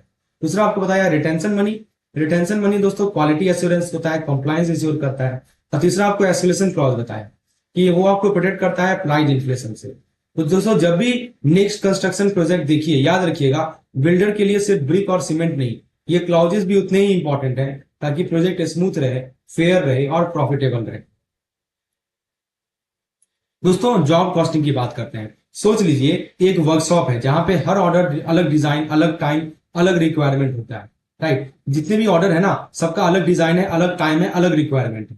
कोई मशीन बनवाता है, कोई शिप बनवाता है, कोई कस्टमाइज फर्नीचर बनवाता है। इस सिचुएशन में हम लोग जॉब कॉस्टिंग का यूज करते हैं। मतलब एक वर्कशॉप है जहां पे ऑर्डर अलग डिजाइन, अलग टाइम, अलग रिक्वायरमेंट का होता है। इसका कोर कंसेप्ट क्या है दोस्तों? जब हर जॉब एक यूनिक प्रोजेक्ट होता है, देखिए लिखा है ना, हर जॉब जो है, प्रत्येक यूनिट जो है वो यूनिक होता है। हर जॉब एक यूनिक प्रोजेक्ट होता है, इसलिए हर एक का अलग कॉस्ट रिकॉर्ड मेंटेन किया जाता है। अकाउंटेंट हर जॉब के लिए material, labour, overhead cost track करते हैं, ठीक है ना। ठीक है, record all the cost incurred for completing a job. कौन मेंटेन करता है? अकाउंटेंट मेंटेन करता है, ठीक है। हर जॉब के लिए कितना मटेरियल लगा, कितना लेबर लगा, कितना ओवरहेड कॉस्ट है, ताकि उसका एग्जैक्ट प्राइस और प्रॉफिट पता चले, समझे। इसका हमको एग्जैक्ट प्राइस पता चले कितना है और एग्जैक्ट प्रॉफिट पता चले। तो ये तो कोर कंसेप्ट है इसका। अब सवाल है कि इसको कहाँ यूज करते हैं। देखिए यहाँ लिखा गया है engineering, construction, ship building, machine manufacturing, repair shop, garage, ठीक है। तो बेसिकली जहां पे प्रोडक्शन कंटिन्यूअस नहीं होता है, ठीक है, और हर काम कस्टमाइज होता है, वहां पे इसका यूज होता है, ठीक है। तो याद रखिएगा दोस्तों कि यहाँ पे कंटिन्यूअस वाले केस में नहीं यूज होगा, ये कस्टमाइज वाले केस में यूज होता है, समझे। हर काम कस्टमाइज है। तो चैलेंज क्या है? चैलेंज यह है कि हर जॉब अलग होने के कारण कॉस्ट एस्टिमेट करना टफ हो जाता है, क्योंकि कॉस्ट एस्टिमेशन कभी कभी टफ हो जाता है क्योंकि सब जॉब यूनिक है, ठीक है। पर सही कॉस्टिंग से प्रॉफिट कंट्रोल और प्राइसिंग दोनों पॉसिबल है, समझिए। तो दोस्तों याद रखिएगा की पॉइंट्स को। इसको जॉब ऑर्डर कॉस्टिंग भी बोलते हैं। जॉब कॉस्टिंग का मतलब कि आप कॉस्टिंग बना रहे हैं यूनिक या कस्टमाइज काम के लिए। प्रत्येक जॉब को एक सेपरेट कॉस्ट यूनिट माना जाता है। इसका फोकस होता है प्रिसाइज कॉस्टिंग और फॉर प्राइसिंग एंड कंट्रोल, ये फोकस है। तो जब आप किसी स्पेशल ऑर्डर की बात करें, याद रखिएगा उसके पीछे छुपा है जॉब कॉस्टिंग का मैजिक, जो हर प्रोजेक्ट को प्रॉफिटेबल बनाता है। एक job eight one time, one job eight one time. तो दोस्तों एक सवाल पूछा जाएगा, बताइए जॉब कॉस्टिंग कहां पे बेस्ट सूट होगा? कंटिन्यूअस के लिए जी नहीं, स्टैंडर्डाइज के लिए नहीं, हाँ यूनिक ऑर्डर के लिए जॉब कॉस्टिंग ज्यादा सुटेबल है, समझिए। तो दोस्तों याद रखिएगा जॉब कॉस्टिंग यूनिक जॉब के लिए होता है। पर्पज है कि कॉस्ट को हम रिकॉर्ड करें, अकाउंटेंट हर जॉब के लिए सेपरेट कितना मटेरियल लगा, कितना लेबर लगा, सब कुछ हर जॉब के लिए रिकॉर्ड किया करते हैं। इंजीनियरिंग कंस्ट्रक्शन इंडस्ट्री में इसका ज्यादा यूज होता है। चैलेंज है सबसे बड़ा कॉस्ट को एस्टिमेट करना, सबसे बड़ा चैलेंज है। चलिए अब हम बात करते हैं प्रोसेस कॉस्टिंग की। दोस्तों देखिए, ऐसा है कंसेप्ट कि सोच लीजिए कि आप एक ऑयल रिफाइनरी में हैं, ऑयल रिफाइनरी या चॉकलेट फैक्ट्री चला रहे हैं, समझे, ऑयल रिफाइनरी चला रहे हैं या चॉकलेट फैक्ट्री चला रहे हैं, जहां हर दिन हजारों आइडेंटिकल प्रोडक्ट बनते हैं। तो यहाँ पे सिचुएशन में हम लोग यूज करते हैं प्रोसेस कॉस्टिंग को। दोस्तों देखिए, किस कॉस्टिंग को कहाँ यूज करना है वही मैं बता रहा हूँ आपको, समझे। अभी तक हम लोग जॉब कॉस्टिंग देखा, इससे पहले हमने आपको management accounting, cost accounting, financial accounting समझाया, राइट, कहाँ भी कौन सा कॉस्टिंग यूज होता है। बात करते हैं हम लोग जॉब कॉस्टिंग की, सॉरी प्रोसेस कॉस्टिंग की। तो दोस्तों देखिए, आप एक ऑयल रिफाइनरी या चॉकलेट फैक्ट्री चला रहे हैं जहां पे हर दिन हजारों आइडेंटिकल प्रोडक्ट, यहाँ पे देखिए हाईलाइट कर देते हैं इसको, हजारों आइडेंटिकल यूनिट बन रहे हैं, राइट। तो यही सिचुएशन में यूज होता है प्रोसेस कॉस्टिंग, मतलब जब प्रोडक्शन कंटिन्यूअस होती है और हर प्रोडक्ट सेम टाइप का होता है। जैसे कि सेम टाइप करने का मतलब कि आपका जैसे तेल हो गया, फूड हो गया, केमिकल हो गया, तो तब जाके टोटल कॉस्ट जो होता है एक प्रोजेक्ट के हिसाब से कैलकुलेट होती है, ठीक है ना। तो ये ध्यान रखना है। तो हर यूनिट पे अलग कॉस्ट निकालना जरूरी नहीं है, क्योंकि सबका कॉस्ट एक जैसा होता है। सबका कॉस्ट क्या होता है, each unit assume the same cost, तो इंडिविजुअल कॉस्ट नॉट सेपरेबल, मतलब हर यूनिट पे अलग से कॉस्ट निकालना जरूरी नहीं है, क्योंकि सबका कॉस्ट एक जैसा होता है। इसका फॉर्मूला याद रखिएगा, cost per unit is equal to, cost per unit is equal to, मैं फॉर्मूला आपको दिखा देता हूँ, यहाँ देखिए, total process cost divided by total unit produce. क्योंकि दोस्तों हर यूनिट पे अलग कॉस्ट क्यों क्यों निकालिएगा, क्योंकि सब तो एक ही जैसा है। जैसे हमने जॉब कॉस्टिंग में किया था, सबके लिए अलग अलग ट्रीटमेंट किया, वैसे यहाँ नहीं करना है, क्योंकि सब तो यूनिक प्रोडक्ट है। तो क्या करेंगे, टोटल कितना खर्चा आया वो लिख दीजिए, नंबर ऑफ यूनिट कितना बनाया वो ले लीजिए, दोनों को डिवाइड कर दीजिए, आपको कॉस्ट पर यूनिट मिल जाएगा। इसका फीचर क्या है दोस्तों, सबसे बड़ा फीचर यह है कि दोस्तों हर प्रोजेक्ट एक सेपरेट कॉस्ट सेंटर होती है, ठीक है। मैं आपको से करता हूँ इसके फीचर को। चलिए फीचर हम आगे बात करते हैं, पहले हम इससे पहले कुछ क्वेश्चन कर लेते हैं, ठीक है। तो ये जो वैसी इंडस्ट्री जो स्टैंडर्डाइज प्रोसेस फॉलो करती है वहां पे ज्यादा सुटेबल है, और डायरेक्ट और इनडायरेक्ट कॉस्ट एब्जॉर्ब करते हैं प्रत्येक प्रोसेस के लिए। जब प्रोडक्ट होमोजेनस हो, जब कंटिन्यूअसली प्रोड्यूस हो, वहां पे हम लोग प्रोसेस कॉस्टिंग यूज करते हैं। एक सवाल है, प्रोसेस कॉस्टिंग कहाँ सुटेबल है, जॉब वर्क के लिए, कंस्ट्रक्शन के लिए नहीं। कंस्ट्रक्शन के लिए तो मैंने आपको बताया था, अभी हमने 3 कॉस्टिंग की बात, टेंशन मनी ये सब की बात की थी। ऑयल रिफाइनिंग बिल्कुल सही, एक तरह का प्रोडक्ट बन रहा है, वहां पे हम प्रोसेस कॉस्टिंग यूज करेंगे, ठीक है। कंटिन्यूअस आइडेंटिकल प्रोडक्शन हो रहा है, तो दोस्तों प्राय का प्रोडक्शन कंटिन्यूअस होगा, कॉस्ट एक्यूमुलेट होगा प्रोसेस के हिसाब से, कॉस्ट का नेचर यूनिफॉर्म होगा। एग्जांपल भी आपको मैंने बता दिया। ये रहा हमारा बात प्रोसेस कॉस्टिंग का। इसका फ्यूचर की बात कर लेते हैं। दोस्तों देखिए, हर प्रोसेस एक सेपरेट कॉस्ट सेंटर होती है। यहाँ पे पहला पॉइंट आप देखेंगे ना, इन्होंने लिखा है कि ईच प्रोसेस जो होती है वो सेपरेट क्या होती है, कॉस्ट सेंटर होती है। ये वर्ड को नोट कर लीजिए, राइट। हर प्रोसेस एक सेपरेट कॉस्ट सेंटर होती है। एक प्रोसेस का आउटपुट अगले प्रोसेस का इनपुट होता है। देखिए लिखा है ना, output for one process, input for the next process, ठीक है। डायरेक्ट मटेरियल स्टार्ट में ऐड होते हैं और बाकी कॉस्ट ग्रेजुअली ऐड होते हैं, ठीक है। तो देखिए ना, project process wise cost accumulate होते हैं। डायरेक्ट मटेरियल तो शुरू में ऐड कर दीजिएगा और इनडायरेक्ट वाला ऐड होते जाते हैं। अगर कोई नॉर्मल वेस्टेज होती है, ठीक है, तो उसका कॉस्ट बाकी यूनिट्स के बीच में डिस्ट्रीब्यूट कर दिया जाता है। कोई मान लीजिए वेस्टेज है, उसको आपको डिस्ट्रीब्यूट कर देंगे। यहाँ लिखा है ना, नॉर्मल वेस्टेज कॉस्ट को आप टोटल प्रोजेक्ट कॉस्ट में इंक्लूड कर देंगे। ये सब हम लोग बात कर रहे हैं किसकी, we are talking about the process costing, ठीक है। अब एक बात है WIP की। WIP क्या होता है, वर्क इन प्रोग्रेस। तो work in progress incomplete unit को मेजर करने के लिए कंसेप्ट आता है इक्विवेलेंट यूनिट का। मान लीजिए कि आपका कोई इनकम्प्लीट यूनिट है, समझिए बात को, समझे। यदि मान लीजिए कोई इनकम्प्लीट यूनिट है, इनकम्प्लीट यूनिट मान लीजिए इसको मेजर करना है, तो उसके लिए जो कंसेप्ट आता है उसको बोलते हैं इक्विवेलेंट यूनिट, जिससे हर स्टेज का एक्यूरेट कॉस्ट निकाल सकते हैं। तो यदि हम इसके प्रोसेस के एप्लीकेशन की बात करें, तो आई थिंक एप्लीकेशन आगे डिस्कस करने वाले हैं। चलिए ठीक है, पहले इतना दूर को डिस्कस कर लेते हैं। तो मैंने क्या बताया, प्रत्येक प्रोसेस सेपरेट कॉस्ट सेंटर होता है। नॉर्मल लॉस जो है, नॉर्मल लॉस जो वाले कॉस्ट है वो सब के सब यूनिट शेयर करेंगे। इक्विवेलेंट यूनिट के माध्यम से इनकम्प्लीट वर्क इन प्रोग्रेस को मेजर करते हैं। मतलब इनकम्प्लीट यूनिट को मेजर करने के लिए एक कंसेप्ट आता है जिसका नाम होता है इक्विवेलेंट यूनिट, जिससे हर स्टेज का एक्यूरेट कॉस्ट निकालते हैं, ठीक है। तो दोस्तों एक सवाल है, प्रोसेस कॉस्टिंग में डायरेक्ट मटेरियल को कब ऐड करते हैं, तो हमने आपको बताया बिगिनिंग में ऐड करता है, ठीक है। रॉ मटेरियल को पहले डाला जाता है, प्रोसेस कंटिन्यू किया जाता है। तो कॉस्ट सेंटर, प्रत्येक प्रोसेस को कॉस्ट सेंटर माना जाता है। WIP के लिए कंसेप्ट है इक्विवेलेंट यूनिट। नॉर्मल लॉस को हम लोग इक्वली समय डिस्ट्रीब्यूट कर देते हैं। तो इसका एप्लीकेशन की बात कर लें तो प्रोसेस कॉस्टिंग ज्यादातर उन इंडस्ट्री में होता है जहां पे मटेरियल एक डिपार्टमेंट से दूसरे में फ्लो करता है। जैसे कि आपका ऑयल हो गया, ठीक है, देखिए ना लिखा है material flow from one process to another. जैसे आपका ऑयल डिपार्टमेंट हो गया, पेंट डिपार्टमेंट हो गया, जैसे कि आपका मान लीजिए कि सीमेंट वाला हो गया, या टेक्सटाइल हो गया, समझे, या चॉकलेट प्रोडक्शन हो गया, इस सब में मटेरियल एक से दूसरे में जा रहा है। यह सिस्टम मैनेजमेंट को हेल्प करता है डिपार्टमेंट वाइज कॉस्ट एस्केलेशन करने में, ठीक है ना, यूज फॉर मल्टी डिपार्टमेंट और वेरिएंट बेस्ड प्रोडक्शन। तो यहाँ पे एक दो पॉइंट और देख लीजिए कि जहां पे आइडेंटिकल कंटिन्यूस प्रोडक्ट बन रहा है वहां यूज होगा, यहाँ मल्टीपल डिपार्टमेंट कंट्रीब्यूट कर रहे हैं वहां यूज होगा। इससे क्या होता है कि कॉस्ट एस्केलेशन डिपार्टमेंट डिटेक्ट कर सकते हैं, ठीक है। एग्जाम्पल भी मैंने आपको बताया, oil, paint, cement, textile etcetera etcetera. Unit cost निकालने के लिए क्या करना है, टोटल कॉस्ट को यूनिट प्रोड्यूस से डिवाइड करना है। तो सवाल है कि प्रोजेक्ट कॉस्टिंग मैनेजमेंट को कैसे हेल्प करता है, तो कॉस्ट को ट्रेस करने में, कॉस्ट एस्केलेशन को ट्रेस करने में हेल्प करता है, ठीक है।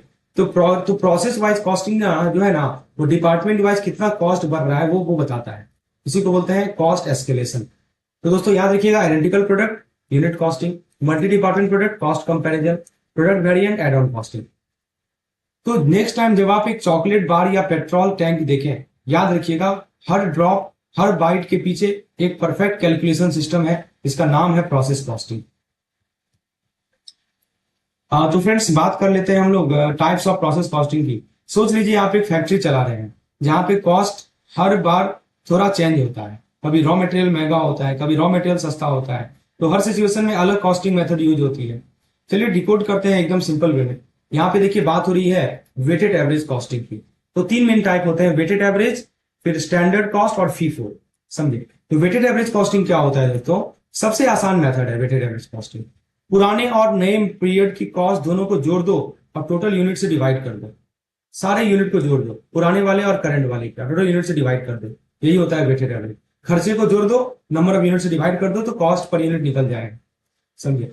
जब कॉस्ट ज्यादा फ्लक्चुएट नहीं होता है तब यह बेस्ट काम करता है, लिखा है ना, when cost changes are minimal. तो वेटेड एवरेज कॉस्टिंग, हम प्रोसेस कॉस्टिंग के टाइप्स की बात कर रहे हैं, पहले नोट कर लीजिए, समझे। सारे खर्चे को जोड़ दो, टोटल नंबर ऑफ यूनिट से डिवाइड कर दो, तो आपको ये जो मेथड है वेटेड एवरेज कॉस्टिंग, इसके ये निकल जाएगा। इसको आप एक स्मूथी की तरह सोच सकते हैं, सब मिक्स करके एक स्मूथ एवरेज कॉस्ट बन गया है, समझे।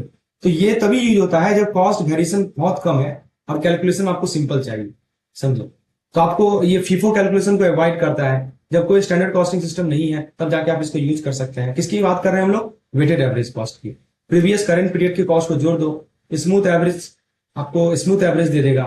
और जब कॉस्ट फ्लक्चुएशन बहुत कम होता है ना, तो वेटेड एवरेज बेस्ट काम करता है।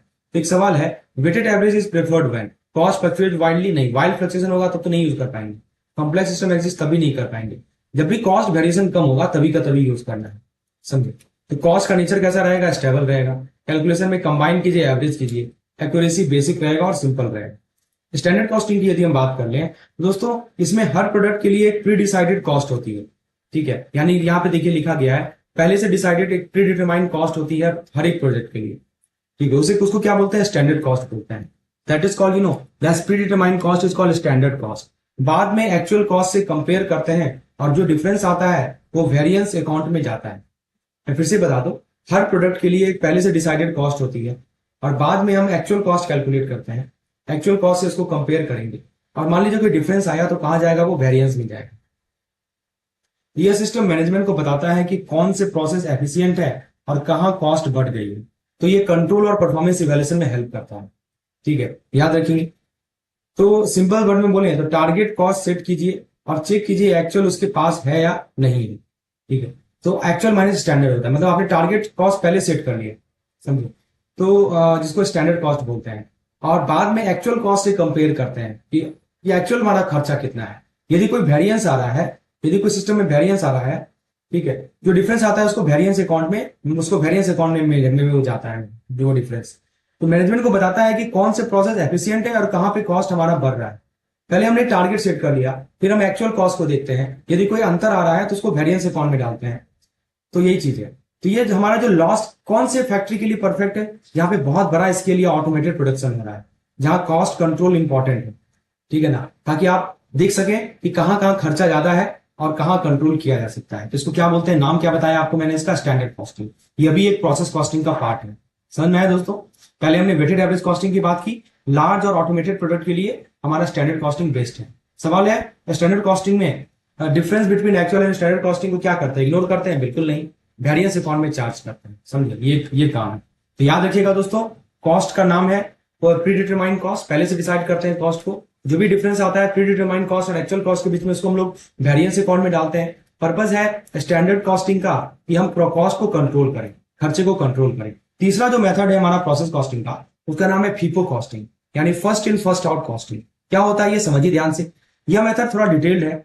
यहाँ पुराने प्रोसेस के यूनिट पहली बार कंसिडर होते हैं और नए कॉस्ट बाद में ऐड होते हैं। देखिए कुछ हमारे पुराने प्रोसेस के यूनिट होंगे, इसको पहले फर्स्ट इन जो पहले आया है उसको पहले निकालो, मतलब जो पुराना वाला प्रोसेस है उसके यूनिट को पहली बार कंसिडर करो, और जो बाद में कॉस्ट नया नया कॉस्ट आया है वो बाद में ऐड होता है। इससे मिलता है एक्यूरेट पिक्चर।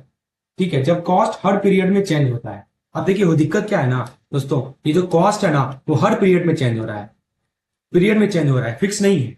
तो हम क्या करते हैं कि जो पुराना वाला कॉस्ट है ना उसको लेते हैं पहले, और जो नया नया कॉस्ट आया है उसको अभी रहने देते हैं, समझे, उसको बाद में लेते हैं। ठीक है, तो इससे क्या होता है कि एक्यूरेट पिक्चर मिलता है। ठीक है, थोड़ा सा कॉम्प्लेक्स होता है ये, लेकिन एक्यूरेट टॉप नॉच है। यदि आपसे तीनों में बोला जाए सबसे बेस्ट कौन सा है तो ये सबसे बेस्ट है। ठीक है, जैसे एग्जांपल आप ले लीजिए ग्रोसरी स्टोर का, पुराने स्टॉक को पहले निकाल लो, नए वाले को बाद में निकालो। तो दोस्तों ये बेस्ट तब होता है जब कॉस्ट फ्लक्चुएशन काफी ज्यादा हो और डिटेलिंग बहुत जरूरी है। ठीक है ना, तब हम लोग फीफो मेथड को यूज करेंगे, समझे। तो अभी आपको मैंने तीनों मेथड बताए। तो दोस्तों ये कॉस्ट के फ्लो को क्रोनोलॉजिकल रखता है, वोलेटाइल और चेंजिंग कॉस्ट कंडीशन के लिए बेस्ट सूटेड है, इससे एक्यूरेसी बढ़ता है, लेकिन हाँ कैलकुलेशन एफर्ट भी बढ़ जाता है। तो फीफो मेथड को प्रीफर कब करते हैं, कॉस्ट सेम रहे तो काहे का फीफो, तो वेटेड एवरेज लगा दीजिए ना, समझे। तो इसको वेटेड एवरेज लगा दीजिए। और उसके बाद कॉस्ट फ्रीक्वेंटली यदि बदले, समझे, कॉस्ट यदि फ्रीक्वेंटली बदले तो फीफो मेथड प्रिपेयर करेंगे क्या, हाँ तभी प्रिपेयर करेंगे फीफो मेथड। कॉस्टिंग इग्नोर करेंगे नहीं, प्रोसेस सिंगल चाहिए। तो दोस्तों याद रखिएगा कि फीफो मेथड प्रिफर तब होता है जब कॉस्ट फ्रीक्वेंटली बदलता है। बी नंबर ऑप्शन करेक्ट है। तो याद रखिएगा फीफो मेथड में कॉस्ट फ्लो हमारा क्रोनोलॉजिकल है, एक्यूरेसी काफी हाई है। यदि हमारा कॉस्ट बदल रहा होता है तो फीफो मेथड सबसे बेस्ट काम करता है। तो तीनों को रिकॉल कर लें एक बार में। ठीक है, पहले मैंने आपको बताया वेटेड एवरेज। क्या बताया वेटेड एवरेज में, जब आपका कॉस्ट स्टेबल रहे, जब भी आपका कॉस्ट स्टेबल रहे सिंपल एवरेज चलेगा तो वेटेड एवरेज लगा लीजिए। स्टैंडर्ड कॉस्टिंग में क्या बताया आपको, स्टैंडर्ड कॉस्टिंग तब यूज कीजिए जब आपका पहले से कॉस्ट सेट हो, प्री डिफाइंड कॉस्ट हो और वेरिएंस को कंट्रोल करना हो, तो आप स्टैंडर्ड कॉस्टिंग यूज कीजिए। और जो फीफो है वो क्या कीजिए, वो हाई एक्यूरेसी होता है। फीफो में आपका एक्यूरेसी हाई है जब आपको हाई एक्यूरेसी चाहिए, जब प्राइस हर पीरियड बदलता हो। दोस्तों नेक्स्ट टाइम जब कोई पूछे कि फैक्ट्री में कॉस्ट कैसे कैलकुलेट करते हैं तो कॉन्फिडेंटली बोलिए वो डिपेंड करता है मेथड पे, या तो स्मूथ एवरेज यूज करेंगे, स्मार्ट स्टैंडर्ड यूज करेंगे, या डिटेल फीफो यूज करेंगे। समझे बात को, वेरी गुड। अब देखिए यहां पे बात होगी हम लोग की बैच कॉस्टिंग की। We will talk about the batch costing, standard cost of labour. चलिए तो देखिए बैच कॉस्टिंग में क्या होता है दोस्तों कि ये जो हम स्टैंडर्ड कॉस्ट है ना, वो सब बैच कॉस्टिंग की बात हो रही है। थोड़ा सा मैं समझा देता हूँ। We are talking about the standard cost of material. देखिए सोच लीजिए कि आप एक गारमेंट फैक्ट्री चला रहे हैं, हर शर्ट डिजाइन अलग अलग है, पर एक बैच में 100 सिमिलर शर्ट बनते हैं। तो यहाँ पे हम लोग बैच कॉस्टिंग का इस्तेमाल करते हैं। मतलब बैच कॉस्टिंग एक मिक्स है जॉब का। देखिए समझिए बात को, यदि आप जॉब कॉस्टिंग और प्रोसेस कॉस्टिंग को मिक्स कर दें तो बनता है हमारा बैच कॉस्ट, समझिए। तो ये मिक्सचर होता है। यहाँ पे कॉस्ट हर एक यूनिट के लिए अलग नहीं निकाली जाती, बल्कि पूरे बैच के लिए कैलकुलेट होती है। जैसे कि हमने जॉब कॉस्टिंग में क्या किया, हर एक यूनिट के लिए अलग अलग, क्योंकि हर एक यूनिट ही अलग अलग था, यूनिक था, तो वहां पे हर एक यूनिट के लिए निकाला। और प्रोसेस कॉस्टिंग में क्या किया, एक बैच था तो हम एक बैच का कॉस्ट निकालते हैं। तो कैसे निकालेंगे जी बैच का कॉस्ट, इसके लिए एक फॉर्मुला यूज करते हैं। क्या फॉर्मुला यूज करते हैं, तो आप देखिए ये फॉर्मुला यूज करेंगे। तो यूनिट कॉस्ट पहले हम लोग क्या करते हैं कि पूरे बैच के लिए कैलकुलेट करते हैं कॉस्ट, और फिर जो हमारा टोटल बैच कॉस्ट आता है, ठीक है, उसको डिवाइड कर देते हैं नंबर ऑफ यूनिट्स। ठीक है, तो हमें मिल जाता है कि अच्छा यूनिट कॉस्ट इतना है। तो हर बैच को एक सेपरेट कॉस्ट यूनिट माना जाता है। जो कॉमन एक्सपेंस है वो पूरे बैच पे डिवाइड कर देते हैं।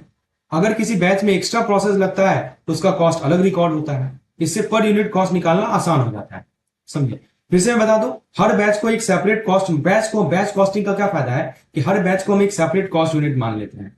जो कॉमन खर्चे हैं वो पूरे बैच में डिवाइड कर दिए जाते हैं। अगर किसी बैच में एक्स्ट्रा प्रोसेस लगती है उसका कॉस्ट अलग रिकॉर्ड होता है, समझिए। जैसे मान लीजिए कहाँ यूज करते हैं इसको, गारमेंट हो गया, टायर हो गया, फार्मा हो गया, फर्नीचर इंडस्ट्री हो गया, वहां पे ज्यादा यूज होता है। कौन सा, बैच कॉस्टिंग, जहां पे सिमिलर आइटम लॉट वाइज या बैच वाइज बनते हैं। तो दोस्तों याद रखिएगा कि जो बैच कॉस्टिंग है वो एक हाइब्रिड मेथड है, समझिए। और इसमें कॉस्ट पर यूनिट निकालना है तो बैच कॉस्ट को नंबर ऑफ यूनिट से डिवाइड कर दीजिए। बैच वाइज प्रोडक्शन के लिए बहुत हेल्पफुल है, समझिए। जो नेक्स्ट टाइम जब आप रेडीमेड गारमेंट देखिएगा, समझ जाइएगा उस एक शर्ट के पीछे पूरा बैच कॉस्टिंग सिस्टम काम कर रहा है, जो कॉस्ट को कंट्रोल करता है और प्रॉफिट को प्रिसाइज रखता है। अब दोस्तों हम बात करते हैं स्टैंडर्ड कॉस्ट ऑफ मटेरियल की, तो इसको समझिए, बहुत इंपॉर्टेंट पार्ट डिस्कस कर रहे हैं दोस्तों, सवाल बराबर आता है। देखिए सोच लीजिए कि एक फैक्ट्री है जहां पे हर आइटम को बनाने के लिए fix quantity fix time decide किया गया है। मतलब कि एक आइटम बनाना है ना, इसके लिए इतना टाइम लगेगा, इतना क्वांटिटी लगेगा, दोनों चीज पहले से फिक्स किया गया है। यहाँ देखिए लिखा भी गया है स्टैंडर्ड क्वालिटी स्टैंडर्ड प्राइस, ठीक है। मतलब एक चीज को बनाने के लिए इतना क्वांटिटी लगेगा, इतना टाइम लगेगा। तो यही होता है स्टैंडर्ड कॉस्टिंग का मैजिक। तो दोस्तों स्टैंडर्ड कॉस्ट ऑफ मटेरियल क्या होता है कि मैनेजमेंट पहले से डिसाइड करता है कि एक प्रोडक्ट बनाने के लिए कितना मटेरियल चाहिए और किस प्राइस पे खरीदना सही रहेगा। मतलब वो बोलता है कि अरे इसको बनाने के लिए इतना मटेरियल दो और इतना प्राइस सही रहेगा, ठीक है। यहाँ पे आप दो वर्ड देखेंगे, यूजेज स्टैंडर्ड, ये बताता है कि कितना मटेरियल किस क्वालिटी का किस ग्रेड का यूज होगा, और नॉर्मल वेस्टेज जैसे एवापोरेशन, स्क्रैप, स्पाइलेज अलॉट होती है यहाँ पे, ठीक है। ये क्वांटिटी बताएगा, क्वालिटी बताएगा, ग्रेड बताएगा, नॉर्मल वेस्टेज यहाँ पे अलॉ होता है। कौन बताता है? ये यूजेज स्टैंडर्ड बताता है। और एक होता है प्राइस स्टैंडर्ड। तो एक होता है यूजेज स्टैंडर्ड, एक होता है price standard. Price standard market trend, discount, bulk buying, bulk purchasing, efficiency के बेसिस पे डिसाइड होती है, समझो। तो दोस्तों स्टैंडर्ड मटेरियल कॉस्टिंग जो होता है वो कंपनी को ओवर यूज करने में हेल्प करता है, ओवर यूज को कंट्रोल करने में हेल्प करता है और अननेसेसरी खर्चा को रोकता है। तो याद रखिएगा मटेरियल स्टैंडर्ड आपको कंजम्पशन और कॉस्ट को कंट्रोल करता है। नॉर्मल वेस्टेज को हमेशा यूजेज स्टैंडर्ड में डालते हैं। मटेरियल और परचेजिंग एफिशिएंसी प्राइस स्टैंडर्ड को अफेक्ट करेगा। दो चीज बताया, एक तो यूजेज स्टैंडर्ड बताया, एक प्राइस स्टैंडर्ड बताया। यूजेज स्टैंडर्ड का मतलब कि कितना मटेरियल, किस क्वालिटी का मटेरियल, किस ग्रेड का मटेरियल यूज होगा, और यदि वेस्टेज है उसको वो अलाउड होता है। प्राइस स्टैंडर्ड बताता है कि ट्रेंड क्या है, डिस्काउंट कितना मिल रहा है, bulk buying, bulk purchasing, efficiency के बेसिस पर प्राइस स्टैंडर्ड डिसाइड होती है, ठीक है। तो दोस्तों एक सवाल है कि मटेरियल यूजेज स्टैंडर्ड किसके लिए अलाउड है? एबनॉर्मल वेस्ट के लिए नहीं, नॉर्मल वेस्टेज के लिए जो है मटेरियल यूजेज स्टैंडर्ड अलाउड है। तो याद रखिएगा quantity control usage standard, price control price standard, wastage के लिए नॉर्मल अलाउंस। तो दो पार्ट है, usage standard, price standard. Usage standard है क्वांटिटी कंट्रोल के लिए, कितना लगने वाला है, क्वांटिटी नहीं, क्वालिटी नहीं, क्वांटिटी की बात हो रही है। और प्राइस कंट्रोल के लिए प्राइस स्टैंडर्ड। दोनों किसका है? Standard for material. अब है स्टैंडर्ड कॉस्ट ऑफ लेबर। अब बात करते हैं ह्यूमन साइड की, लेबर। हर प्रोडक्ट के लिए स्टैंडर्ड टाइम होता है, स्टैंडर्ड रेट फिक्स होता है।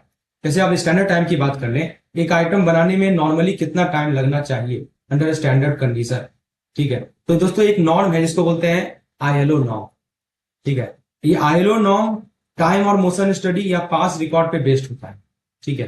तो दो तीन चीज याद रखिएगा, जो हमारा इंटरनेशनल लेवल ऑर्गेनाइजेशन का जो नॉर्म है ना, उसके अनुसार टाइम एंड मोशन स्टडी के अनुसार और पास्ट परफॉर्मेंस पे बेस्ड होता है। क्या स्टैंडर्ड कॉस्ट ऑफ लेबर।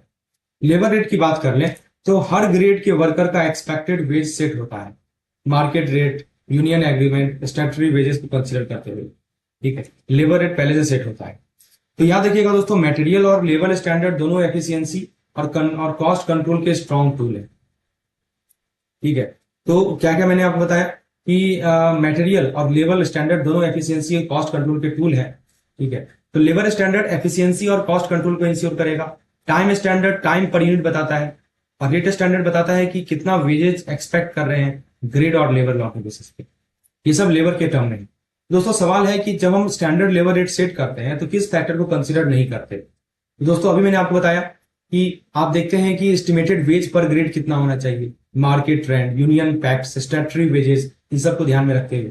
तो ऑप्शन कर रहा है कि market wage trend, union agreement, market नहीं, वेस्टेज का यहाँ कोई रोल नहीं है। वेस्टेज को तो हमने पहले में देखा था जब मटेरियल की बात कर लेते, ठीक है। यहाँ पे लेबर में हम लोग इसको डिस्कस नहीं करते। तो दोस्तों याद रखिएगा कि टाइम स्टैंडर्ड होता है time per unit, rate standard होता है वेज पर ग्रेड, और बेसिस का कहां से है? ILO और टाइम और मोशन स्टडी। तो स्टैंडर्ड कॉस्टिंग की बात हो गई। अब दोस्तों सोच लीजिए कि आप एक बिजनेस चला रहे हैं और आपको पता करना है कि कितना बेचने पर आपको प्रॉफिट होगा।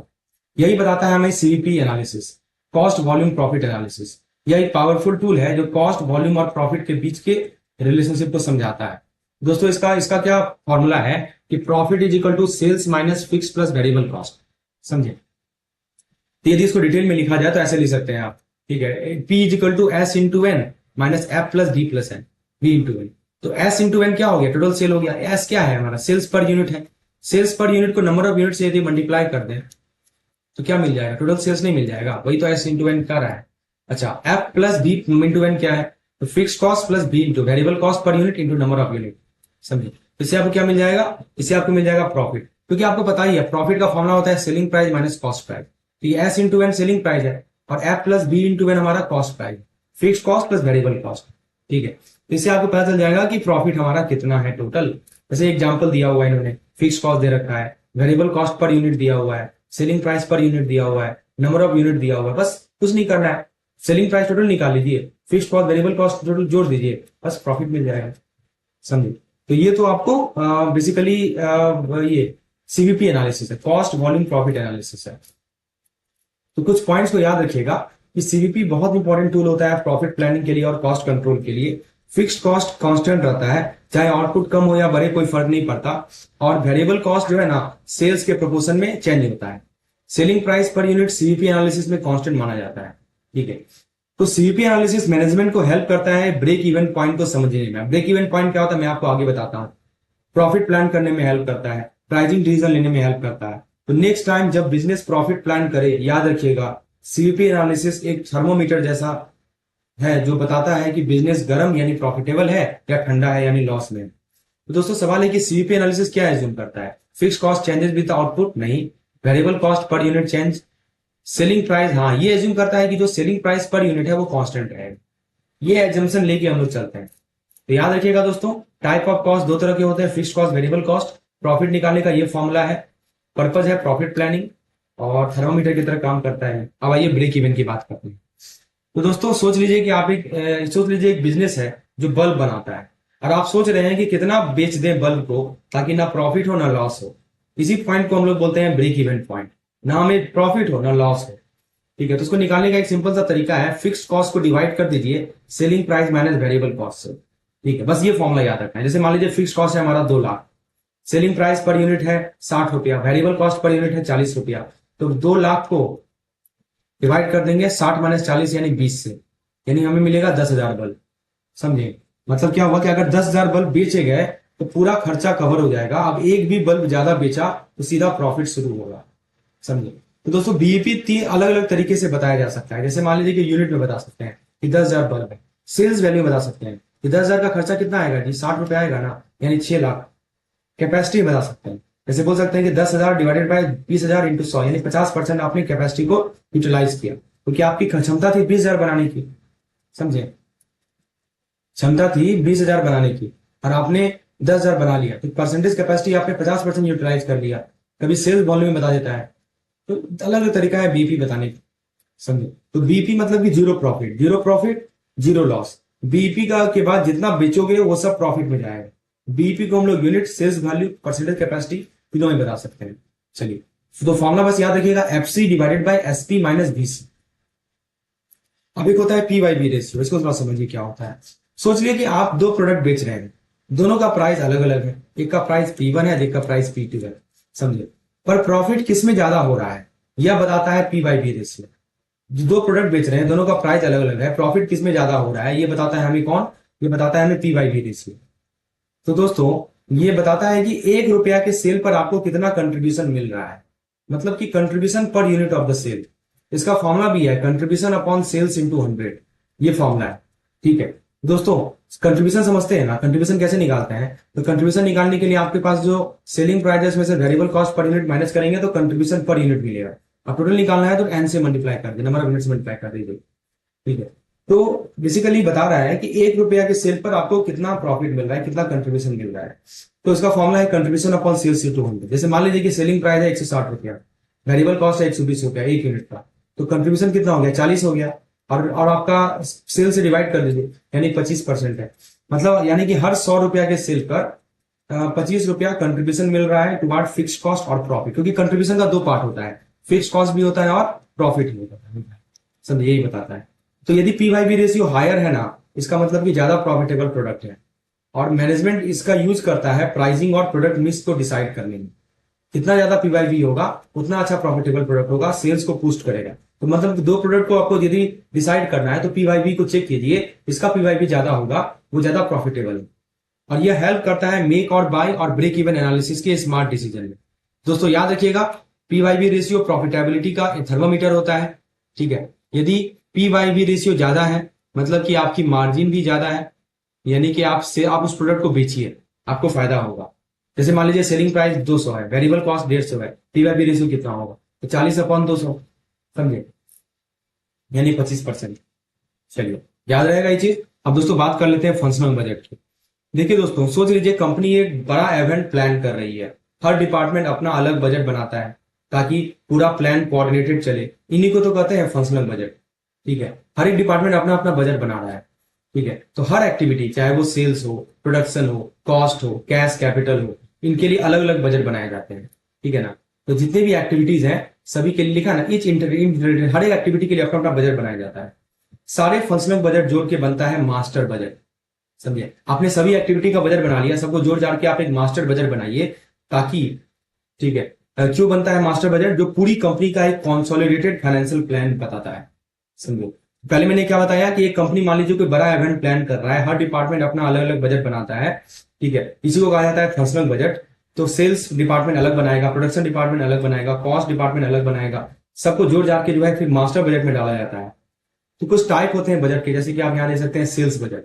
सेल्स बजट में क्या होता है? सब कुछ यहीं से शुरू होता है, कितने यूनिट बिकेंगे, कितनी इनकम आएंगी, वो यहां डिसाइड होता है। बाकी बजट इसी बेस पर बनते हैं। तो सभी पूछा जाएगा ना कि बताओ कौन सा बजट सभी बेस का बजट है, वो सेल्स बजट है। ठीक है, कितना इसमें इंटरनल होगा, एक्सटर्नल होगा, ठीक है, कितना कैपेसिटी है, क्या प्राइसिंग है, क्या कंपटीशन है, सब कुछ यहीं पे होता है सेल्स बजट में। फिर आता है प्रोडक्शन बजट। मतलब क्या हुआ कि सेल्स की रिक्वायरमेंट के हिसाब से कितना प्रोड्यूस करना है वो प्लान करना। तो सेल्स बजट में अच्छा हमने देख लिया, अच्छा अच्छा अच्छा इतना इतना इतना सेल्स होना है, उस हिसाब से कितना प्रोड्यूस करेंगे जी, तो वो यहाँ पे डिसाइड होता है कि चलो इतना इतना प्रोड्यूस करना है इसको।